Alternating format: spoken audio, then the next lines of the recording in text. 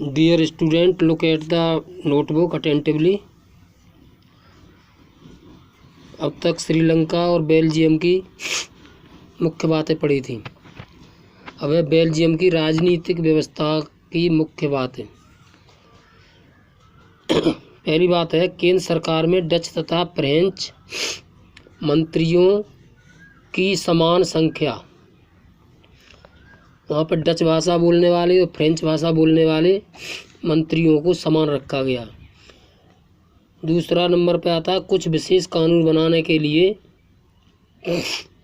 दोनों समुदायों से बहुमत लेना जरूरी। यानी जब भी कोई इस देश में कानून बनता था बेल्जियम में, तो डच और फ्रेंच दोनों समुदायों का बहुमत आवश्यक था। तीसरा, केंद्र सरकार की अनेक शक्तियां क्षेत्रीय सरकारों को दी गई। यानी जो संघ की शक्ति थी केंद्र सरकार की, वो प्रांतीय सरकारों और सामुदायिक सरकारों को दी गई, जो केंद्र सरकार से अलग कार्य करती थी। चौथे नंबर पर आता है, ब्रुसेल्स के लिए अलग सरकार, जिसमें दोनों समुदायों को समान प्रतिनिधित्व था। यानी प्रत्येक की भागीदारी समान थी। ब्रुसेल्स में 3 प्रकार के लोग थे, डच, फ्रेंच और जर्मन।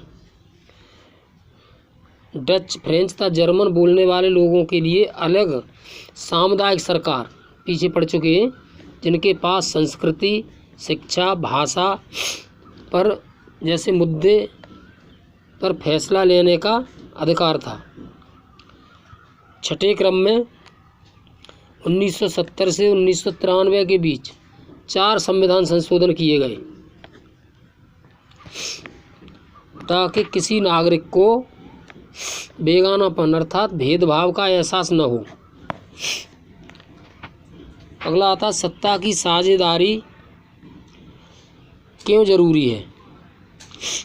देखिए, श्रीलंका ने सत्ता की साझेदारी नहीं की तो वहाँ पर एक वर्गवाद विशेष पनपा था, जिससे लोगों को परेशानी हुई।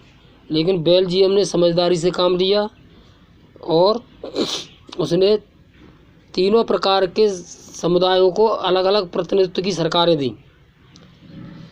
विभिन्न समुदायों के बीच टकराव का अंदेशा कम हो जाता है। क्यों जरूरी है? सबकी भागीदारी के इसमें टकराव कम होता है। दूसरा है, लोकतंत्र का एक महत्वपूर्ण हिस्सा। लोकतंत्र का मतलब ही होता है लोगों की सत्ता में साझेदारी बनाना। अगर एक प्रकार के वर्ग का ही सत्ता में साझेदारी होगी तो वहाँ झगड़े, फसाद, तनाव ये चीज़ें जन्म लेंगी ही। That's all.